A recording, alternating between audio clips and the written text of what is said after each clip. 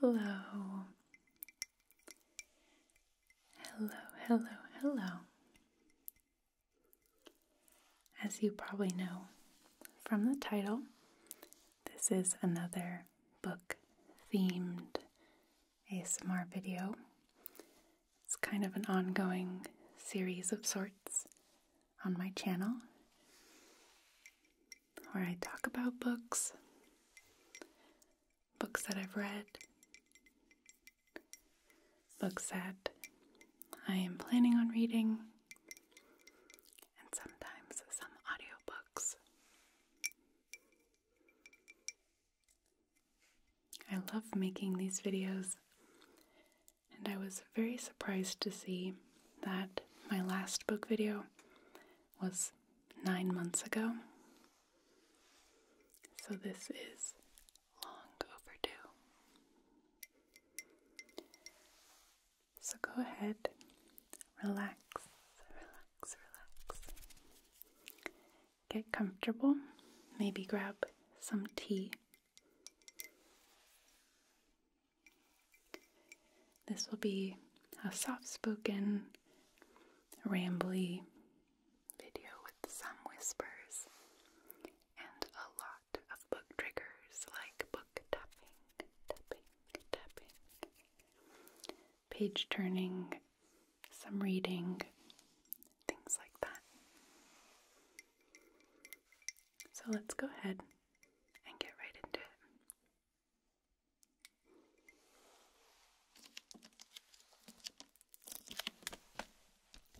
So the first book I'm going to talk about was the last book I talked about in my last book video.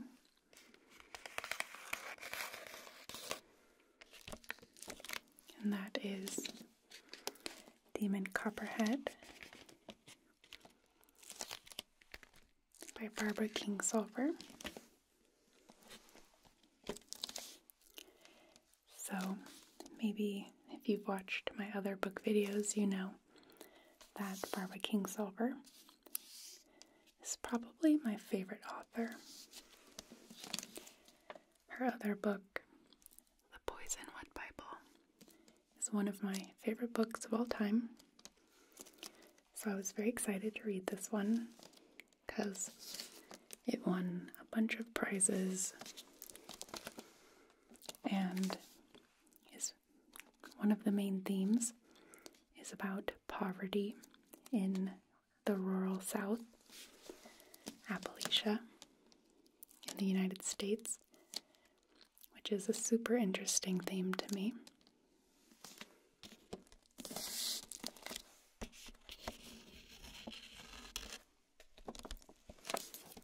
So I actually read this book as part of a book club over on my Patreon Discord. So it was our first round of book club over there, and it was super fun. And everyone had such good insights. I ended up loving it. I liked it almost as much as Poisonwood Bible. This was the first book of hers that I've read, because she has a lot of books with a male protagonist. The protagonist is named Demon Copperhead.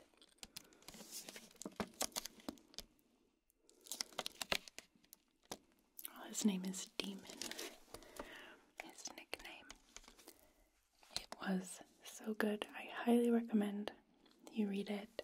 It had a lot of really powerful themes about generational poverty, the influence of the government and the culture on that poverty, specifically the opioid crisis. You can actually see on the cover little pills.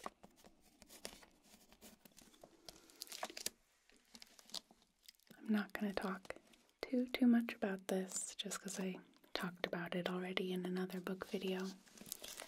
But in that video, I hadn't read it yet. So now I will say that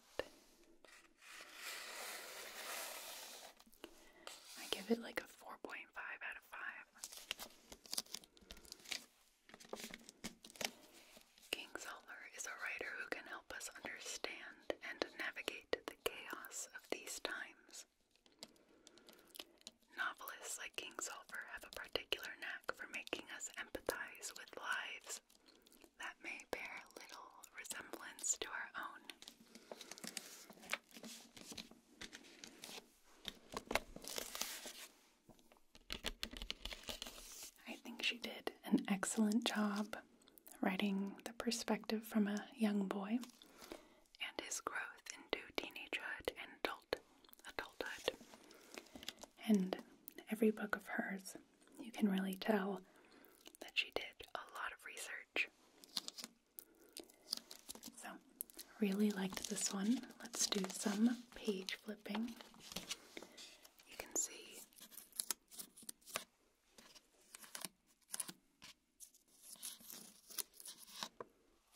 my little tabs from me taking notes and trying to remember some of my favorite scenes. So let me go to one of those pages.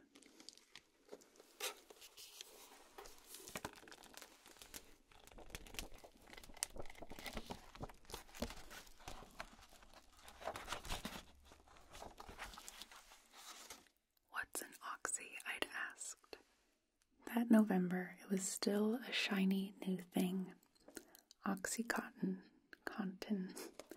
God's gift for the laid-off, deep-hole man with his back and neck bones grinding like bags of gravel.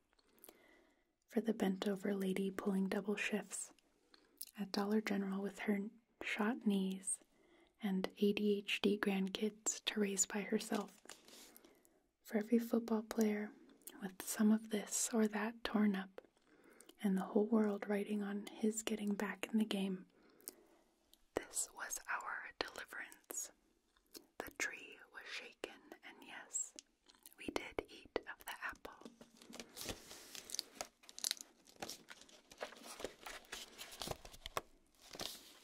The doctor that prescribed it to Louis Lamy, customer service manager at Walmart, told her this pill was safer than safe. Louise had his word on that. It would keep her on her feet for her whole evening shift, varicose veins and all.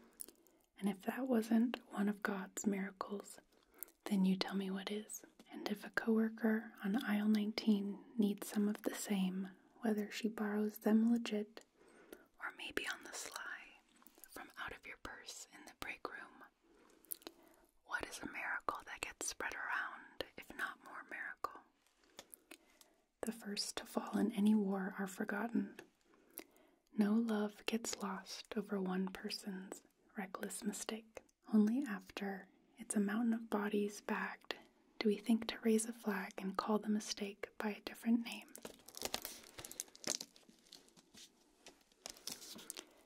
That was a little bit heavy of a paragraph to read, but it really grabs the essence of the tragedy in this book.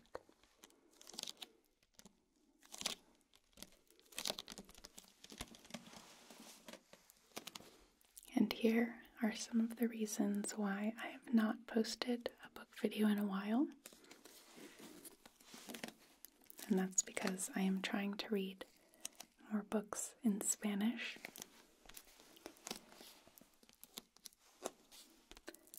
I'm at a level in Spanish where I can read young adult fiction. So that's what I've been trying to do. So what I've read is this one, Yo no soy tu perfecta hija mexicana, by Erica L. Sanchez. And then I don't know how to say this in Spanish, Aristóteles y Dante descubren los secretos del universo. So this one means I am not your perfect Mexican daughter. And this one is Aristotle and Dante discover the secrets of the universe.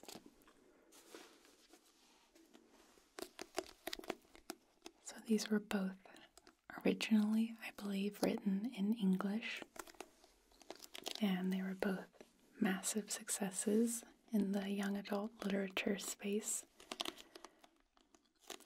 I really, really liked this one. I can't talk too much about these two because I think by reading it in a language that I'm learning, I lose a lot of the nuance and maybe a lot of the skill of the author's prose. But I thought that this one was beautiful. Both of these are coming-of-age stories, more or less, with this one being a young man and this one being a young woman. I wanted to ask you if you have any favorite young adult books that I can try to read in Spanish.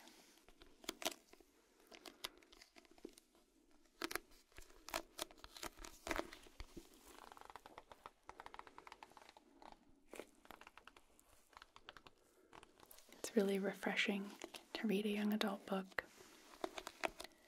I just feel like it takes you back to when you were experiencing all those teenage emotions and all the drama with your parents and friends, etc. This one takes place in El Paso and is mainly the story of two boys who become friends.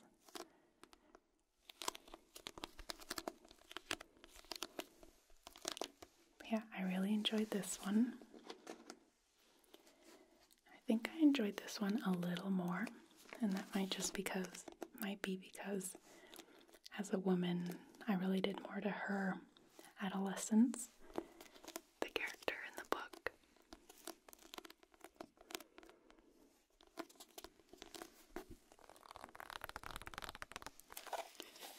The premise of this one is Julia is the daughter of two very conservative, traditional immigrant Mexican parents, and she's more rebellious. She doesn't want to settle down and have a family. She wants to go to school and be a writer. So this book took place in El Paso, and this one took place in Chicago.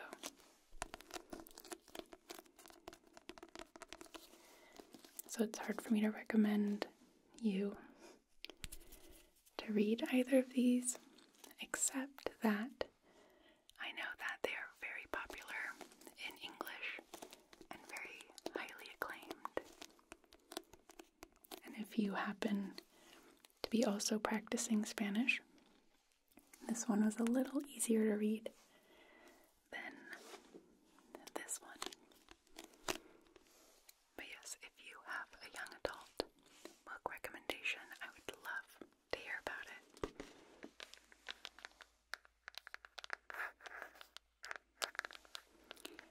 So I'm going to talk about an audiobook now. I'm going to talk about Into Thin Air by Jon Krakauer, which is a personal account of the Mount Everest disaster, which is a famous disaster that happened on Mount Everest in which many people died. You might have heard of it. It's a pretty famous tragedy. And Jon Krakauer was actually on the mountain, part of a climbing expedition. So he lived it. He's also the author of Into the Wild, which became a movie, which is also very good. So I was very surprised to learn that this author had a personal account of such an intense story. I loved this audiobook. It was 9 hours long, which is a little long for an audiobook, but I found myself on the edge of my seat the whole story. And he did such a good job talking about the history of climbing on Mount Everest, explaining what went wrong on May 10th, 1996, in which a terrible storm hit Everest while many different climbing groups were on the mountain. It was so good. I actually think I haven't read the book, obviously, but I might recommend the audiobook even above the book because it's so gripping. Though the narrator does do accents, for all the different characters, like an Australian accent, a Nepalese accent, a South African accent, which was a little cheesy at first, but I got used to it.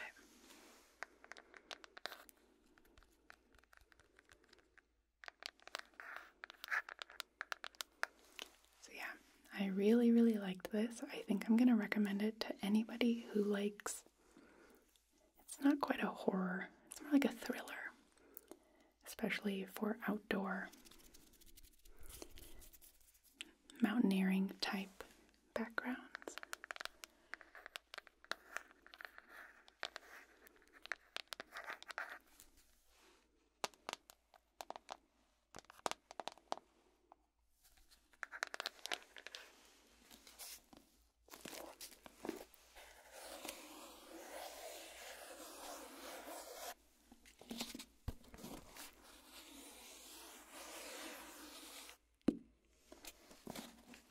So this one is called The Creative Act by Rick Rubin. More specifically, The Creative Act, A Way of Being. So I actually listened to this first as an audiobook. And very rarely do I like an audiobook enough or feel the need to have the physical book. This was one of those.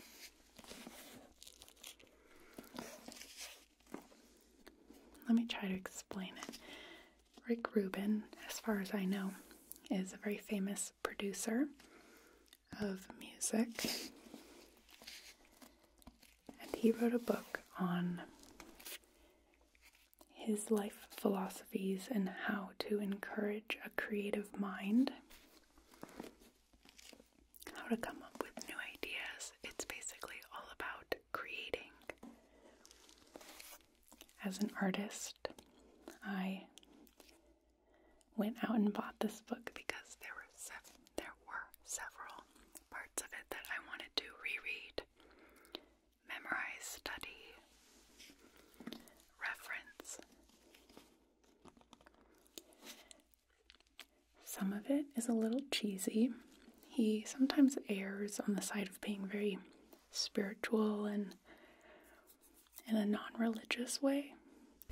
The universe is showing you what to create if you let it, kind of things like that. The whole book isn't like that, but it has that flavor. But he also has a lot of really incredible advice. I just really recommend this to anybody who creates or who wants to create, who wants to make music or poetry, paintings, anything. But it's also very applicable to just life. I really liked it.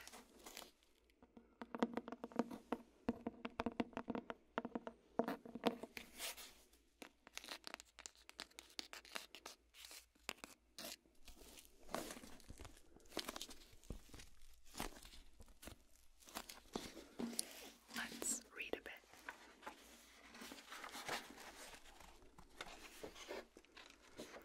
I did really like the audiobook, especially because it was read by Rick Rubin. So that's still a great option.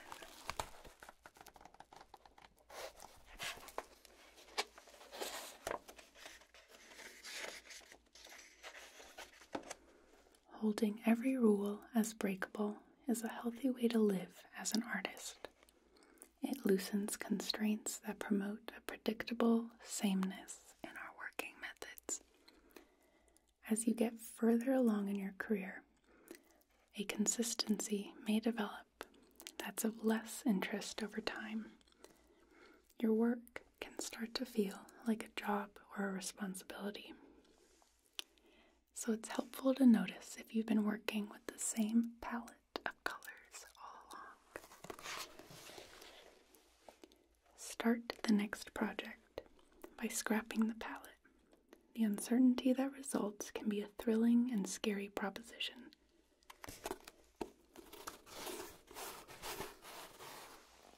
once you have a new framework, some elements of your older process may find their way back into the work, and that's okay.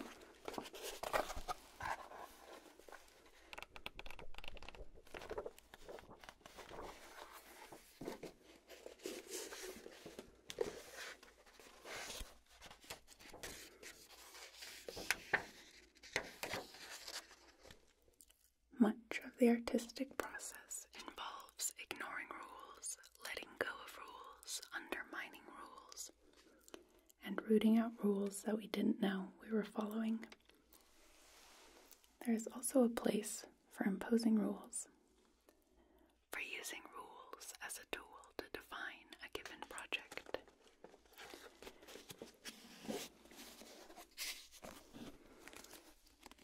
So yeah, I really liked this one. I don't read a whole lot of nonfiction, but this book was very inspiring.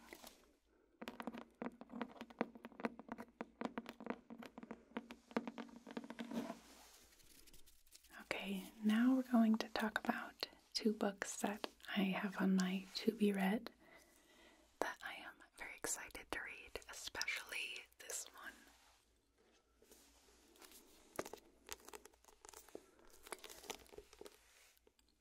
one. On Earth, we are briefly gorgeous, by Ocean Vuong. This might be Vuong, and I really should have looked up how to say it before filming this, but that's how it goes sometimes. This is a New York Times bestseller, and this is the next book that I'm doing a book club with my Patreon Discord, so we chose this one for June, Pride Month, since it is a queer novel.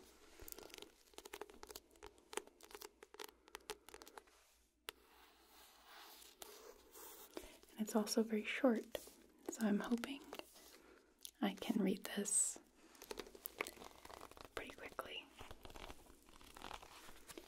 Let me read you the back. On Earth We're Briefly Gorgeous is a letter from a son to a mother who cannot read. Written when the speaker, Little Dog, is in his late 20s, the letter unearths a family history that began before he was born, a history whose epicenter is rooted in Vietnam. At once a witness to the fraught yet undeniable love between a single mother and her son, it is also a brutally honest exploration of race, class, masculinity, and our current American moment. Immersed as we are in addiction, violence, and trauma, but undergirded by compassion and tenderness, the question of how to survive and how to make of it a kind of joy powers the most important debut novel of many years.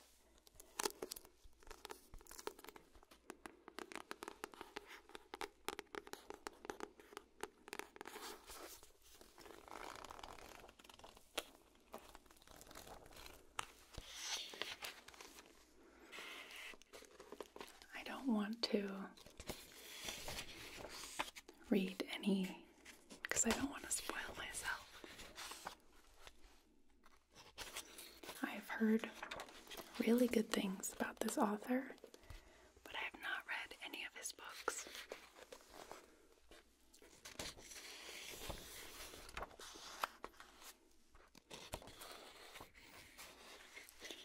But I'm very excited to read this, discuss it in the book club, and also talk about it in a future book video.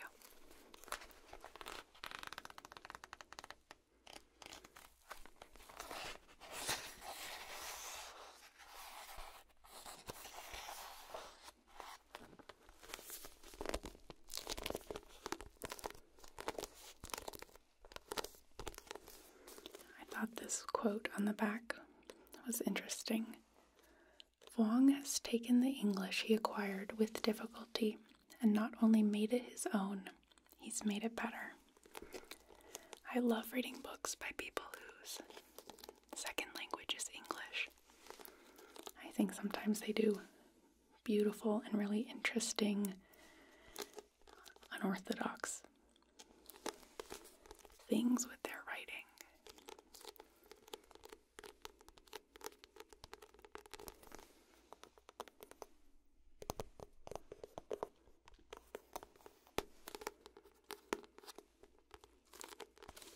I also love learning about different cultures.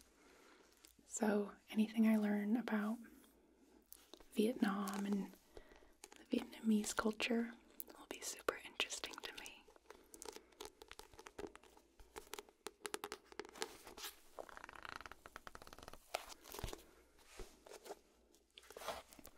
Here's the author. Let's read his bio really quick. Ocean Vuong is the author of the critically acclaimed poetry collections Night Sky with Exit Wounds and Time is a Mother, as well as the New York Times bestselling novel On Earth We're Briefly Gorgeous. Born in Saigon, Vietnam, he currently lives in Northampton, Massachusetts. Okay, I didn't really talk that much about his life, but that's okay. So yeah, very excited for this one. So this next one and the last one of today's video, I bought sort of impulsively. Watership Down.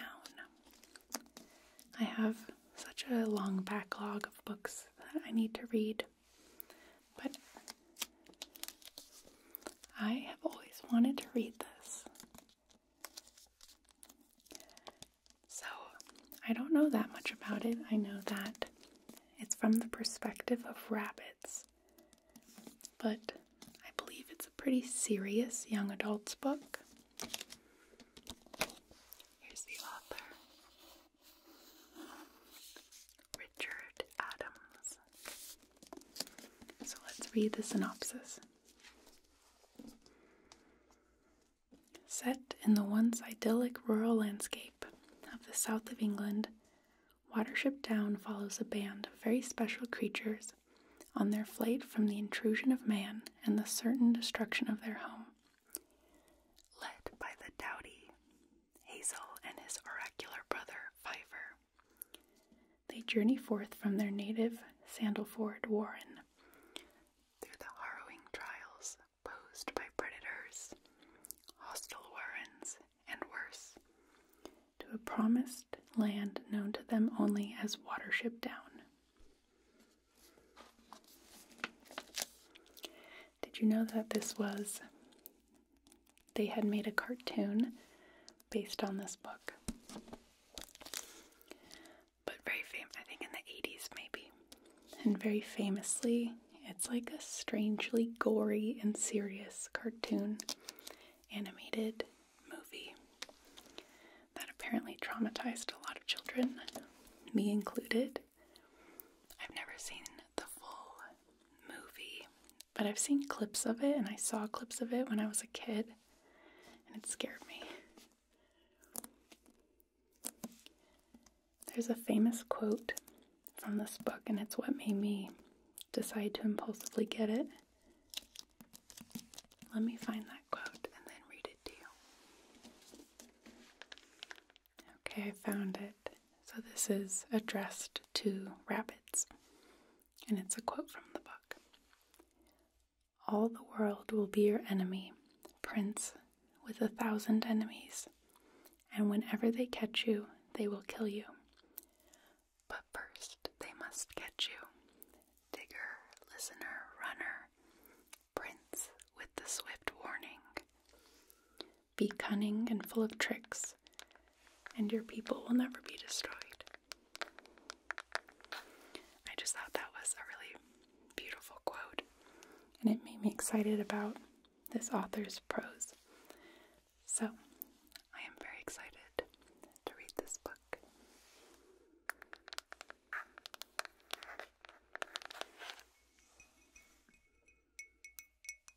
Okay. Okay, so that's it for this episode of ASMR Book Talk. I hope you enjoyed it. As always, please leave a comment if you have a favorite book that you recommend, something like that. I do love talking books.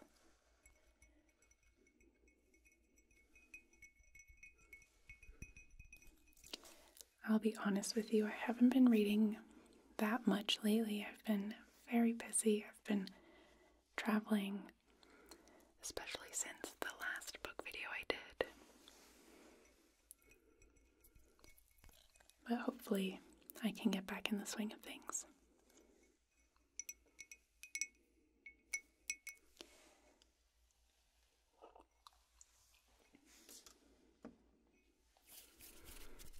Okay, thank you